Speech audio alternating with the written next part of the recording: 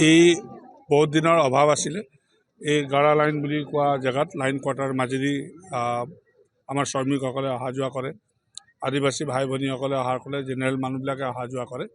তাৰে বহুত দিনৰ পৰা মোক কৈ আছিলে যে এই দলংখন আগতে আছিলে, ভাঙি গৈছিলে, সেইটো বনাই দিব লাগে। আজি কুমাৰপট্টি গাঁও পঞ্চায়তে 15 ফাইনেন্সৰ টকাৰে প্ৰায় 10 লাখ টকা ধৰি পেলাই সেই ব্ৰিজটো বনাবলৈ আৰম্ভ কৰিব লৈছে। তাৰে শুভাৰম্ভ কাৰ্যসূচী আছিলে। আজি মোকো নিমন্ত্ৰণ দিছিলে। সমূহ ৰাইজ উপস্থিত আছে, আমাৰ ভাৰতীয় জনতা পাৰ্টীৰ কাৰ্যকৰ্তাসকলেও আছে, পঞ্চায়তৰ সভাপতি, কৰ্মুখী ছেক্ৰেটেৰী, সকলো বিষয়ববীয়াসকল ইয়াত উপস্থিত আছে।